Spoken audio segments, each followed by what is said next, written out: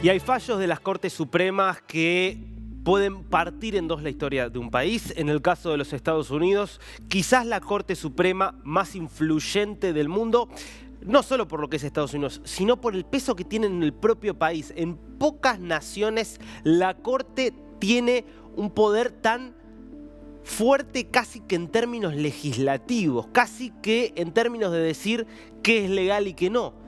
Por dar un solo ejemplo, durante más de 50 años fue un fallo de la Corte Suprema lo que sostuvo la legalidad del aborto en los Estados Unidos. Nunca hubo una ley nacional, era un fallo de la Corte Suprema, Roe v. Wade.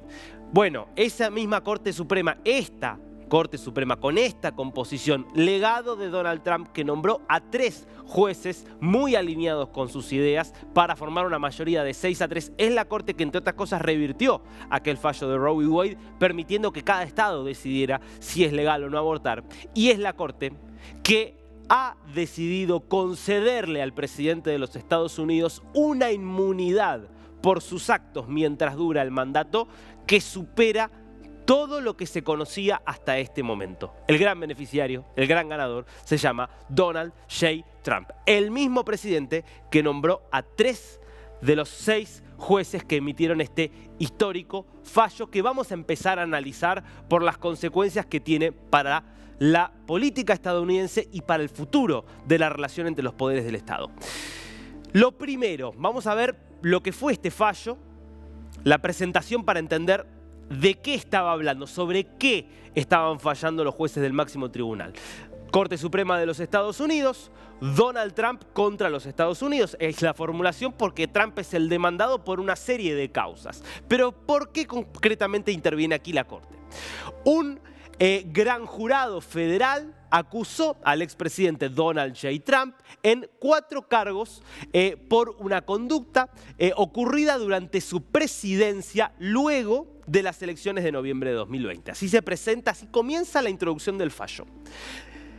Trump rechaza la acusación planteando que goza de inmunidad por tratarse de actos hechos durante su presidencia, de inmunidad presidencial, argumentando que el presidente tiene inmunidad absoluta frente a posibles acusaciones criminales por actos realizados durante el perímetro o dentro del perímetro de sus responsabilidades oficiales y que justamente las acusaciones presentadas en la demanda entran dentro justamente de este perímetro. Por lo tanto, planteaba la defensa de Trump en justamente los casos que se estaban analizando que él debía gozar de inmunidad. Entonces lo que hizo la Corte Suprema no es decir si los casos que estaban avanzando debían caerse o no, sino que debía decidir muy puntualmente sobre esto. ¿Tiene razón Trump o tienen razón los abogados de Trump cuando le dicen a los fiscales que lo investigan, por ejemplo, por el asalto al Capitolio, que en decir que Trump tiene inmunidad total? Bueno, vamos a ver la respuesta que tuvo la Corte Suprema a esta pregunta puntual. ¿Cuándo es inmune el presidente de los Estados Unidos según 6 de los 9 jueces de la Corte? La inmunidad es absoluta cuando se trata del ejercicio de poderes constitucionales fundamentales. ¿Qué significa esto? Esencialmente que cuando se trata del presidente emitiendo una orden ejecutiva, por ejemplo, cuando se trata del presidente ejerciendo una reglamentación, cuando se trata del presidente vetando, por ejemplo, o tratando de vetar un proyecto, que son facultades constitucionales que tiene el presidente, hay la inmunidad absoluta. Nunca va a poder ser juzgado por un tribunal ordinario por un acto derivado de eso. Primera cuestión. No es igual lo que se incluiría dentro de las causas que están avanzando contra Trump, porque no se trata ni de decretos, ni de vetos, ni de ese tipo de resoluciones. ¿En qué otro caso sería inmune el presidente? Bueno, dice la Corte, se presume inmune para todos los actos oficiales. Esto es lo más fuerte de todo, porque es muy amplio. ¿Qué es un acto oficial? ¿Se considera acto oficial todo lo que hace el presidente en ejercicio de sus funciones? Uno podría pensar en el límite hasta hacer sus necesidades esenciales mientras es presidente se podría considerar un acto oficial. Cualquier tipo de viaje se podría considerar un acto oficial. Uno podría decir, mientras es presidente, todo lo que haga lo va a hacer en tanto presidente, por lo cual podría ser considerado un acto oficial. Y lo que está diciendo la Corte es que en esos casos se presume entonces que es inmune, que como son actos que hace como presidente, no deberían poder ser juzgados en tribunales federales. Esto es, insisto, lo más disruptivo de todo. ¿En qué casos no sería inmune el presidente, dice la Corte?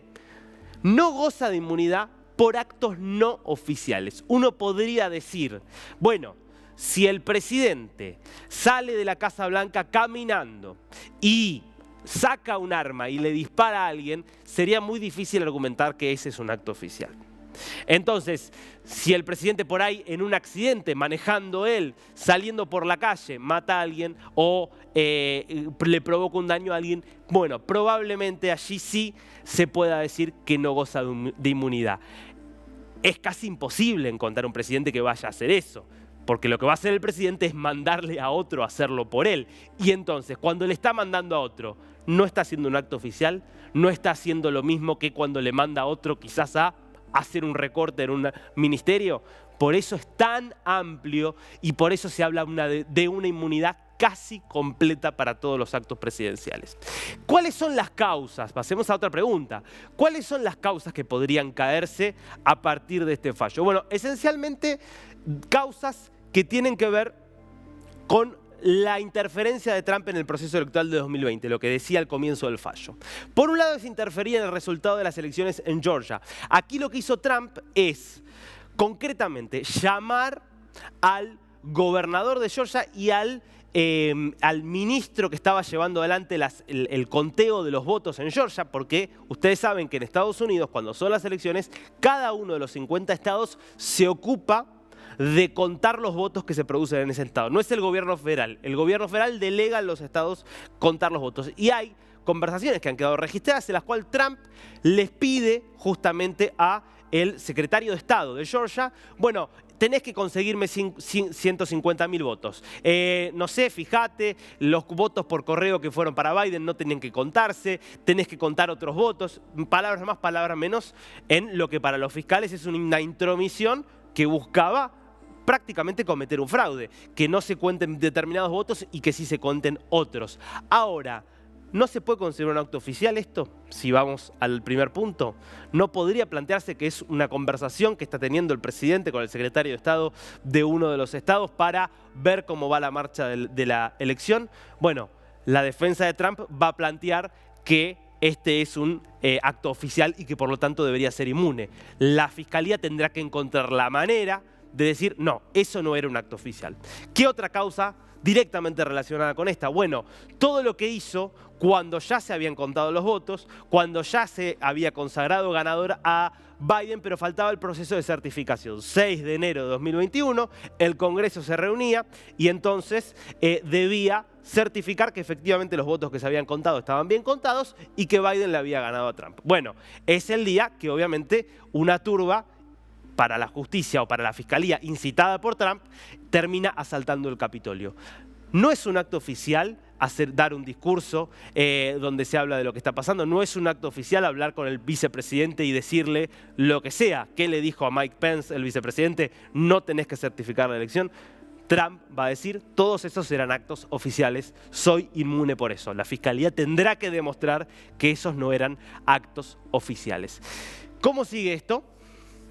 Bueno, hay que decir acá, para cerrar la cuestión de las causas, es que esto vuelve entonces a la jueza que venía llevando adelante a los jueces que vienen llevando adelante estas causas, y son esos jueces los que ahora, con esta normativa que les dice qué es justamente inmune y en qué no es inmune, los que tienen que adaptarse y llevar adelante las causas. Es decir, no se caen del todo, pero quedan tecleando. Ahora, ¿qué es lo que dicen los 3 jueces que votaron en contra? Porque 6 con mayoría dijeron todo lo que te vengo diciendo. Ahora hay otros 3 jueces que dicen no, esto está mal, no es el espíritu de la Constitución darle este poder al presidente. Y hay cosas muy fuertes. Todo lo que vas a ver ahora son declaraciones de Sonia, declaraciones no, lo que firmó en un fallo en disidencia, Sonia Sotomayor, una de las 3 jueces progresistas que tiene la Corte. Se pregunta esto: ¿sería inmune el presidente si ordenara a los Marines matar a un rival político? Dice Sotomayor, ese sería un acto oficial, porque es el presidente ordenándole a los Navy SEALs del Cuerpo de Marines realizar una operación. ¿Cuál es la operación? Asesinar a un rival político. Es un acto oficial. Entonces debería ser inmune de asesinato político. Sigue preguntándose cosas Sonia Sotomayor.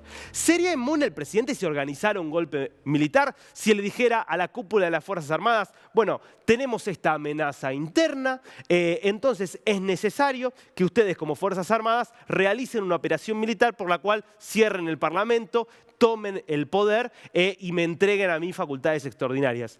Sería un acto oficial, siguiendo con esta línea. Eso es lo que dice Sonia Sotomayor. ¿Cuál es la consecuencia para estos 3 jueces del fallo mayoritario, en definitiva? Bueno, la consecuencia es lo que vas a ver ahora. Que el presidente es ahora un rey por encima de la ley. Durísimo. Pensemos la dimensión del enfrentamiento que hay hoy al interior de la Corte Suprema de Justicia. Esta es la realidad de un fallo que favorece mucho a Trump, que de mínima permite que se dilaten y se estiren en el tiempo las causas judiciales y que, bueno, si llegara a ganar las elecciones, le va a dar todo el tiempo del mundo para, si quiere, anular y declararse justamente anular estas causas utilizando la potestad presidencial de otorgar el perdón. Por supuesto, en este caso, perdonándose a sí mismo, además de esta situación. Obviamente, Joe Biden aprovechó este fallo para hablar en términos muy duros. This nation was founded on the principle that there are no kings in America. Each of us is equal before the law. No one is above the law. Not even the President of the United States. With today's Supreme Court decision on presidential immunity, that fundamentally changed. For all practical purposes, today's decision almost certainly means that there are virtually no limits on what a president can do. This is a fundamentally new principle, and it's a dangerous precedent, because the power of the office will no longer be constrained by the law, even including the Supreme Court of the United States. The only limits will be self-imposed by the president alone.